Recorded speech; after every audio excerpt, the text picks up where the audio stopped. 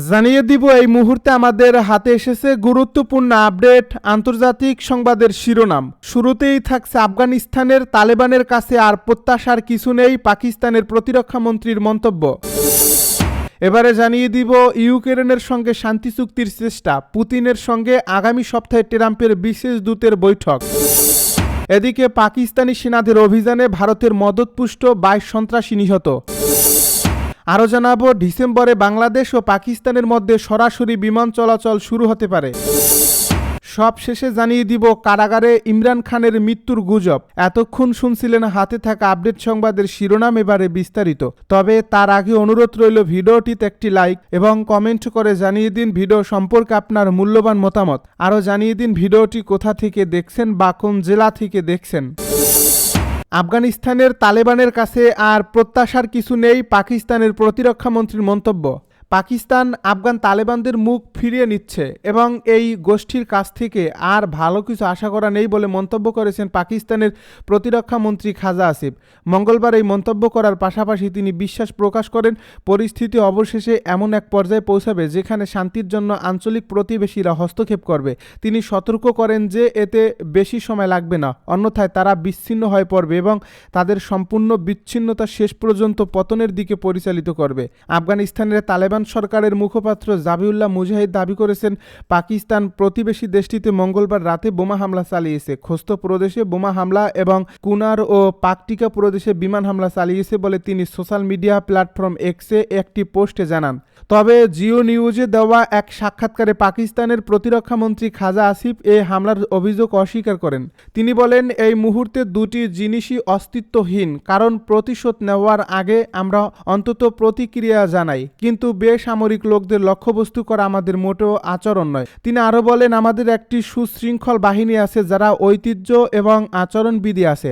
আমরা তালেবানদের মতো কোনো উগ্র গোষ্ঠী নই যাদের আচরণবিধি নেই, ধর্ম নেই বা ঐতিহ্য নেই। এর আগে মঙ্গলবার আফগানিস্তান দাবি জানায় পাকিস্তান তাদের 3টি প্রদেশে হামলা চালিয়েছে। গত কয়েক মাস থেকেই সীমান্ত উত্তেজনা নিয়ে দুই দেশে হামলা পাল্টা হামলারও ঘটনা ঘটছে। খাজা আসিফ বলেন যতক্ষণ না পর্যন্ত সব সীমা লঙ্ঘন করা হয় ততক্ষণ পর্যন্ত আশা রাখা উচিত, কিন্তু আজ আমরা তাদের সম্পূর্ণরূপে বাতিল করে দিচ্ছি এবং তাদের কাছ থেকে আমাদের কোনো ভালো আশা নেই। তিনি আরও জানান আফগানিস্তান সফর করার পর তিনি নিজেই তাদের স্বাগত জানিয়েছেন, কিন্তু আমি মনে করি না যে আমরা এই সফর থেকে কোনো লাভ পাবো।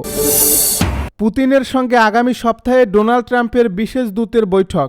রাশিয়ার প্রেসিডেন্ট ভ্লাদিমির পুতিনের সঙ্গে বৈঠক করতে আগামী সপ্তাহে মস্কো যাচ্ছেন যুক্তরাষ্ট্রের প্রেসিডেন্ট ডোনাল্ড ট্রাম্পের বিশেষ দূত স্টিভ উইটকফ। পুতিনের দপ্তর ক্রেমলিন বুধবার এ তথ্য নিশ্চিত করছে। ইউক্রেনের সঙ্গে রাশিয়ার যুদ্ধ বন্ধ ও শান্তি চুক্তির চেষ্টা চালাচ্ছে যুক্তরাষ্ট্র। এর অংশ হিসেবে মস্কো সফর করবেন উইটকফ। প্রেসিডেন্ট পুতিনের বৈদেশিক নীতি উপদেষ্টা ইউরি উশাকভ রাশিয়ান টিভিকে বলছেন আগামী সপ্তাহে উইটকফের মস্কো সফর নিয়ে একটি প্রাথমিক চুক্তিতে পৌঁছেছে আমরা। ডোনাল্ড ট্রাম্প প্রশাসনের আরও অনেক কর্মকর্তা তার সঙ্গে এ সফরে থাকবেন। রাশিয়ার সঙ্গে চলা যুদ্ধ বন্ধে শান্তি প্রস্তাবে রাজি আছে ইউক্রেন। এখন ছোট কিছু বিষয় সমাধান বাকি আছে। গতকাল মঙ্গলবার এ তথ্য জানান যুক্তরাষ্ট্রের এক কর্মকর্তা। যদিও ইউক্রেনের প্রেসিডেন্ট ভলোদিমির জেলেনস্কি মন্তব্য করেছেন চুক্তি চূড়ান্ত হতে আরও অনেক কাজ করতে হবে। ওই মার্কিন কর্মকর্তা বলছেন ইউক্রেনীয়রা শান্তি প্রস্তাবে রাজি হয়েছে, কিছু ছোট বিষয় আছে সেগুলোর সমাধান করতে হবে, কিন্তু তারা শান্তি প্রস্তাবে রাজি হয়েছে। সংযুক্ত আরব আমিরাতের আবুধাবিতে রাশিয়ার কর্মকর্তাদের সঙ্গে গতকাল জরুরি বৈঠকে বসেন যুক্তরাষ্ট্রের সামরিক সচিব ড্যান ডিরিসকোল। ওই বৈঠক চলার সময়ই ইউক্রেনের শান্তি প্রস্তাবে রাজি হওয়ার তথ্য দেন মার্কিন কর্মকর্তা।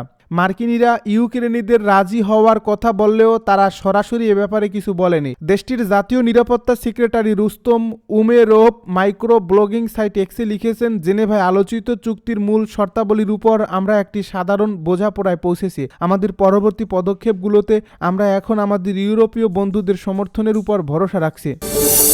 পাকিস্তানি সেনাদের অভিযানে ভারতের মদতপুষ্ট 22 সন্ত্রাসী নিহত। খাইবার পাখতুনখাওয়া প্রদেশের বান্নুতে অভিযান চালিয়ে 22 সন্ত্রাসীকে হত্যা করেছে পাকিস্তানি সেনারা। তাদের ভারতের মদতপুষ্ট খারেজি হিসেবে অভিহিত করেছে পাকিস্তানের আন্তঃবাহিনী জনসংযোগ দপ্তর। এক বিবৃতিতে পাক আইএসপিআর বলছে ভারতীয় প্রক্সি ফিতনা আল খারেজির উপস্থিতির খবর পেয়ে সেখানে অভিযান চালানো হয়। এরপর ব্যাপক গোলাগুলিতে সেখানে 22 জন নিহত হয়। বান্নু এলাকায় আরও কোনো সন্ত্রাসী থাকলে তাদের খুঁজে বের করতে পরিচ্ছন্ন অভিযান চালানো হচ্ছে বলে জানিয়েছে আইএসপিআর। ডিসেম্বরে বাংলাদেশ ও পাকিস্তানের মধ্যে সরাসরি বিমান চলাচল শুরু হতে পারে। আসছে ডিসেম্বর থেকে বাংলাদেশের রাজধানী ঢাকা ও পাকিস্তানের করাচির মধ্যে সরাসরি বিমান চলাচল শুরু হতে পারে। পাকিস্তানে নিযুক্ত বাংলাদেশের হাইকমিশনার ইকবাল হোসেন খান এ তথ্য জানিয়েছেন বলে বুধবার এক প্রতিবেদনে জানিয়েছে পাক সংবাদ মাধ্যম এক্সপ্রেস ট্রিবিউন। ইরানের মহান এয়ার সপ্তাহে 3টি ফ্লাইট চালাতে পারে বলে জানান তিনি, যা দুই দেশের মধ্যে বাণিজ্য সম্প্রসারণ এবং সংযোগ শক্তিশালী করবে। Lahore chamber of commerce and ইন্ডাস্ট্রির অনুষ্ঠানে বাংলাদেশি দূত বলেছেন, দুই দেশের ভিসা প্রক্রিয়া সহজ করে দেওয়া হয়েছে। LCCI এবং বাংলাদেশ আনারির কনসুলেটের যৌথ সুপারিশে ভিসা দেওয়া হয়েছে। তিনি বলেন, এ সংগঠনের সদস্যদের 3 থেকে 4 দিনের মধ্যে ভিসা দেওয়া হবে। এর মাধ্যমে দুই দেশের মধ্যে ভ্রমণ দ্রুত ও সহজ হবে। বাণিজ্যিক সম্ভাবনার কথা উল্লেখ করে তিনি বলেন, পাকিস্তান বাংলাদেশে চাল রপ্তানি করতে পারে। অপরদিকে বাংলাদেশ পাকিস্তানে সতেজ আনারস রপ্তানি করতে পারে। পাশাপাশি টেক্সটাইল ও তৈরি পোশাকের অপার সম্ভাবনার কথাও উল্লেখ করেন হাই কমিশনার ইকবাল হোসেন খান। কারাগারে ইমরান খানের মৃত্যুর গুজব। কারাবন্দী পাকিস্তানের সাবেক প্রধানমন্ত্রী ইমরান খানের মৃত্যুর গুজব ছড়িয়ে পড়ছে। এর মাঝেই ইমরান খানের 3 বোন অভিযোগ করে বলেছেন, তারা ভাইয়ের সঙ্গে কারাগারে সাক্ষাতের দাবি জানাতে গিয়ে পুলিশের হাতে নৃশংস মারধরের শিকার হয়েছেন। ইমরান খানের বোন নরিন খান, আলিমা খান ও উজমা খান অভিযোগ করেছেন, রাওয়ালপিন্ডির আদিয়ালা কারাগারের বাইরে জড়ো হয়ে সাবেক প্রধানমন্ত্রীর সঙ্গে দেখা করার অনুমতি চেয়েছিলেন তারা। এ সময় তাদের ও পাকিস্তান তেহরিকি ইনসাফ সমর্থকদের উপর পুলিশ হামলা চালিয়েছে। 2023 সাল থেকে রাওয়ালপিন্ডির আদিয়ালা কারাগারে বন্দী আছেন ইমরান খান। গত 3 সপ্তাহেরও বেশি সময় ধরে ইমরান খানের সঙ্গে তার 3 বোনকে সাক্ষাৎ করতে দেওয়া হয়নি বলে অভিযোগ করেছেন। ইমরান খানের রাজনৈতিক দল PTI বলছে, ইমরান খানের 3 বোন ও সমর্থকেরা কারাগারের বাইরে অবস্থান কর্মসূচি পালনের সময় পুলিশের হামলার শিকার হয়েছেন। অবস্থান কর্মসূচিতে অংশ নেওয়া কর্মীদের নৃশংসভাবে মারধর করেছে পুলিশ।